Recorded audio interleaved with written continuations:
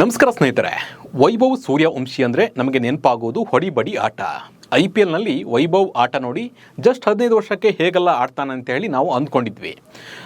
Team India T20ಗೂ Suryavanshi select ಆದಾಗ ಇಡೀ cricket ಲೋಕವೇ ಖುಷಿ ಪಟ್ಟಿತ್ತು.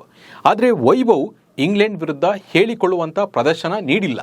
ಹೊಡಿಬಡಿ ಆಟಕ್ಕೆ ಹೋಗಿ ಔಟ್ ಆಗಿದ್ದನ್ನು ನಾವು ನೋಡಿದ್ದೇವೆ. ಜಿಂಬಾಬ್ವೆ ವಿರುದ್ಧ ಕೂಡ ಹಾಫ್ ಸೆಂಚುರಿ ಸಿಡಿಸಿದ ತಕ್ಷಣ ಔಟ್ ಆದರು. ನಾವು ವೈಭವ್ನಲ್ಲಿ ಒಂದು ಗಮನಿಸಬೇಕಾಗಿದ್ದು ಯಾಕೆ ಈತ ನಿಂತು ಆಡ್ತಿಲ್ಲ ಅನ್ನೋದು. ಎಲ್ಲ ಬಾಲು 6, 4 ಹೋಗಲಿ ಅಂತಲೇ ಹೊಡೆದು ಔಟ್ ಆಗೋದನ್ನು ನಾವು ನೋಡ್ತಾ ಇದ್ದೇವೆ. ಯಾಕೆ ಇವ್ರು ಹೀಗೆ ಮಾಡ್ತಿದ್ದಾರೆ, ಇದ್ರ ಬಗ್ಗೆ ಕಂಪ್ಲೀಟ್ ಮಾಹಿತಿಯನ್ನು ನಿಮಗೆ ನೀಡ್ತಾ ಹೋಗ್ತೀನಿ. ನಾನು ನಿಮ್ಮ ಶಿವರಾಜ್ ಬಾಣಂಕಿ. ನೀವು ಸುದ್ದಿಯಾನದ ಸಬ್ಸ್ಕ್ರೈಬರ್ ಆಗೋದನ್ನು ಮರಿಬೇಡಿ. ನಾನು ಹೊಡೆದಿದ್ದು ಎಲ್ಲ 6 ಹೋಗಬೇಕು ಇಲ್ಲ 4 ಹೋಗಬೇಕು, ಇದು ವೈಭವ್ ಸೂರ್ಯವಂಶಿಯ ಮನೋಭಾವ. ವೈಭವ್ ಆಟ ನೋಡೋದಕ್ಕೆ ಖುಷಿ, ಆದರೆ ಈತನಿಗೆ ತಾಳ್ಮೆ ಕಮ್ಮಿ ಅನಿಸುತ್ತೆ. ಹೊಡಿಬಡಿ ಆಟ ಇರಬೇಕು, ಹಾಗಂತ ನಿಧಾನ ಆಟ ಕೂಡ ಬೇಕು. ಎಲ್ಲ ಮ್ಯಾಚು ಹೊಡಿಬಡಿ ಆಟ ಆಡ್ತೀನಿ ಬೇಕಾಗಿಲ್ಲ ಅದು. ಹೀಗಾಗಿ ಎಲ್ಲರಿಗೂ ಚಿಂತೆ ಆಗಿರುವುದು ವೈಭವ್ ಅವರ ಹೊಡಿಬಡಿ ಆಟದ ಬಗ್ಗೆ. ಬ್ಯಾಟ್ ಹಿಡಿದು ಕ್ರಿಸ್ಗಿಳಿಯುವ ವೈಭವ್ ಹೆಚ್ಚು ಕಾಲ ಅಂದರೆ 20 ಬಾಲ್ 20ರಿಂದ 25 ಬಾಲ್ ಆಡಿ ಪೆವಿಲಿಯನ್ ಸೇರ್ತಾ ಇದ್ದಾರೆ. T20I ಭಾರತದ ಪರ 20 ಬಾಲ್ ಮೇಲೆ ಇವರು ಆಡೇ ಇಲ್ಲ. ಹೆಚ್ಚು ಕಾಲ ಕ್ರಿಸ್ನಲ್ಲಿ ನಿಲ್ಲೋದೇ ಇಲ್ಲ. ನಾನು ನಿಮಗೆ ವೈಭವ್ ಆಡಿರುವ 4 ಪಂದ್ಯದ ಬಗ್ಗೆ ಹೇಳ್ತಾ ಹೋಗ್ತೀನಿ, ನೀವೇ ನೋಡಿ.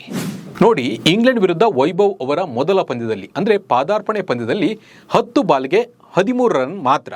ಇನ್ನು ಎರಡನೇ ಪಂದ್ಯದಲ್ಲಿ 5 ಬಾಲ್ಗೆ 10 ರನ್ ಗಳಿಸಿದರೆ, ಮೂರನೇ ಪಂದ್ಯದಲ್ಲಿ 10 ಬಾಲ್ನಲ್ಲಿ 15 ರನ್ ಹೊಡೆದಿದ್ದಾರೆ. ಇವರ ಹೈಯೆಸ್ಟ್ ರನ್ ಅಂದರೆ ಜಿಂಬಾಬ್ವೆ ವಿರುದ್ಧ 19 ಬಾಲ್ನಲ್ಲಿ 50 ರನ್ ಆಗ್ತಿದ್ದಂತೆ ಔಟ್ ಆಗಿದ್ದಾರೆ. ನೋಡಿ, ಇಷ್ಟು T20I ಪಂದ್ಯದಲ್ಲಿ ವೈಭವ್ 20 ಬಾಲ್ ಮೇಲೆ ಆಡಲೇ ಇಲ್ಲ.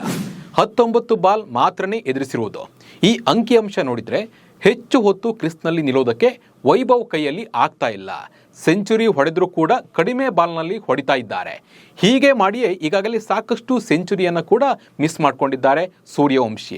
IPLನಲ್ಲಾಗಿರ್ಬೋದು, ಹಾಗೆ ಅಂಡರ್ 19 ಪಂದ್ಯಗಳಲ್ಲಾಗಿ ಸಾಕಷ್ಟು ಇವರ ಸೆಂಚುರಿ ಮಿಸ್ ಆಗಿದೆ. ಹೀಗೆ ಆಡೋದ್ರಿಂದ ಟೀಮ್ ಇಂಡಿಯಾದ ಮೇಲೆ ಹೊಡೆತ ಬೀಳುತ್ತೆ ಅಂತಲೇ ಹೇಳ್ಬೋದು. ಓಪನರ್ ಆಗಿರೋದ್ರಿಂದ ಹೊಡಿಬಡಿ ಆಟ ಆಡದೆ ಒಂದಿಷ್ಟು ಸಮಯ ಕ್ರಿಸ್ನಲ್ಲಿ ನಿಲ್ಲಬೇಕಾಗುತ್ತೆ. ವಿರಾಟ್ ಕೊಹ್ಲಿ ಕೂಡ ಹೊಡಿಬಡಿ ಆಟ ಆಡ್ತಾರೆ, ಆದರೆ ಎಲ್ಲ ಸಲ ಕೂಡ 6, 4 ಹೊಡೆಯೋದಕ್ಕೆ ಹೋಗಲ್ಲ. ಇಂಪಾರ್ಟೆಂಟ್ ಪಂದ್ಯಗಳಲ್ಲಿ ಗೆಲ್ಲೋ ರೀತಿಯಲ್ಲಿ ಅವರು ಆಡ್ತಾರೆ. ಸಾಕಷ್ಟು ಪಂದ್ಯಗಳಲ್ಲಿ ರನ್ ಬಂದಿಲ್ಲ ಅಂದರೂ ಕೂಡ ಕೊಹ್ಲಿ ಕ್ರೀಸ್ನಲ್ಲಿದ್ದು ಪಂದ್ಯ ಗೆಲ್ಲೋ ಕಡೆ ಅವರು ಗಮನವನ್ನು ಕೊಡ್ತಾರೆ. ಆದರೆ ವೈಭವ್ ಹಾಗಲ್ಲ. ಸಿಕ್ಕ ಬಾಲ್ಗಳನ್ನು 6, 4 ಹೊಡೆದು ನಾನು ಗೆದ್ದುಬಿಡ್ತೀನಿ, ಟೀಮನ್ನು ಗೆಲ್ಲಿಸ್ಬಿಡ್ತೀನಿ ಅಂತ ಹೇಳಿ ಹೋಗಿ ಔಟ್ ಆಗೋದನ್ನು ನಾವು ನೋಡ್ತಾ ಇದ್ದೇವೆ. ಇದು ಬದಲಾಗಬೇಕು. ವೈಭವ್ಗೆ ತಾಳ್ಮೆ ಮುಖ್ಯ. ಕನಿಷ್ಠ ಪಕ್ಷ 7ರಿಂದ 8 ಓವರ್ ತನಕ ಆದರೂ ಕ್ರಿಸ್ನಲ್ಲಿ ನಿಲ್ಲಬೇಕು ವೈಭವ್. ನೋಡಿ ಮಾಡಿ 6, 4 ಹೊಡಿಬೇಕಿದೆ. ಆ ನಿಟ್ಟಿನಲ್ಲಿ ವೈಭವ್ಗೆ ಕೋಚಿಂಗ್ ಬೇಕಾಗಿದೆ ಅನ್ನೋದು ಕೂಡ ಸಾಕಷ್ಟು ಜನರ ಅಭಿಪ್ರಾಯ. ಇನ್ನು ವೈಭವ್ ಬಗ್ಗೆ ಶ್ರೇಯಸ್ ಅಯ್ಯರ್ ಕೂಡ ಮಾತನಾಡಿದ್ದಾರೆ. ಯುವ ಕ್ರಿಕೆಟಿಗ ತನ್ನ ತಪ್ಪುಗಳನ್ನು ಸುಧಾರಿಸಿಕೊಂಡು ಮುನ್ನಡೆಯಲಿದ್ದಾರೆ ಎನ್ನುವ ಬಗ್ಗೆ ನನಗೆ ಸಂಪೂರ್ಣ ವಿಶ್ವಾಸ ಇದೆ ಅಂತ ಹೇಳಿ ಅವರು ಹೇಳಿದ್ದಾರೆ. ಇಂಗ್ಲೆಂಡ್ ಎದುರಿನ ಸರಣಿಯ ಬಳಿಕ ವೈಭವ್ಗೆ ಒಳ್ಳೆಯ ಬ್ರೇಕ್ ಸಿಕ್ಕಿದೆ. ಈ ಸಂದರ್ಭದಲ್ಲಿ ವೈಭವ್ ತಾನು ಮಾಡಿರುವ ತಪ್ಪಿನ ಕುರಿತಂತೆ ಖಂಡಿತವಾಗಿಯೂ ವಿಶ್ಲೇಷಣೆ ಮಾಡಿರ್ತಾರೆ ಅಂತ ಹೇಳಿ ಶ್ರೇಯಸ್ ಅಯ್ಯರ್ ಹೇಳಿದ್ದಾರೆ. ಹಾಗೆ ವೈಯಕ್ತಿಕವಾಗಿ ಹೇಳಬೇಕಂದ್ರೆ ನಾನು ಅವನಿಗೆ ಹೆಚ್ಚಿನ ಸಲಹೆ ನೀಡುವ ಅಗತ್ಯವಿಲ್ಲ ಅಂಥೇಳಿ ಕ್ಯಾಪ್ಟನ್ ಶ್ರೇಯಸ್ ಅಯ್ಯರ್ ಹೇಳಿದ್ದಾರೆ. ಒಟ್ಟಿನಲ್ಲಿ ವೈಭವ್ಗೆ ಹೇಗೆ ಆಡಬೇಕು ಅನ್ನೋದು ಕೂಡ ಗೊತ್ತಿದೆ. ಆದರೆ ವೈಭವ್ನ ನಾವು ಹೆಚ್ಚು ಕಾಲ ಕ್ರಿಸ್ನಲ್ಲಿ ನಿಂತು ಆಡೋದನ್ನು ನೋಡಬೇಕು ಅನ್ನೋದು ನಮ್ಮ ಆಸೆ.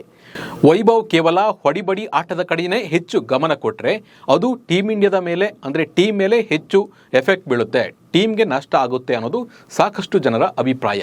ಗೆಲ್ಲೋ ಮ್ಯಾಚ್ ಸೋಲ್ಬೇಕಾಗುತ್ತೆ. ಇದರಿಂದ ಈ ತಪ್ಪನ್ನು ವೈಭವ್ ತಿದ್ಕೊಳ್ಬೇಕು ಅನ್ನೋದು ಸಾಕಷ್ಟು ಜನರ ಅಭಿಪ್ರಾಯ. ಇದ್ರ ಬಗ್ಗೆ ನಿಮ್ಗೇನು ಅನಿಸುತ್ತೆ ಅದನ್ನು ಕಾಮೆಂಟ್ ಮೂಲಕ ತಿಳಿಸಿ. ನಮಸ್ಕಾರ.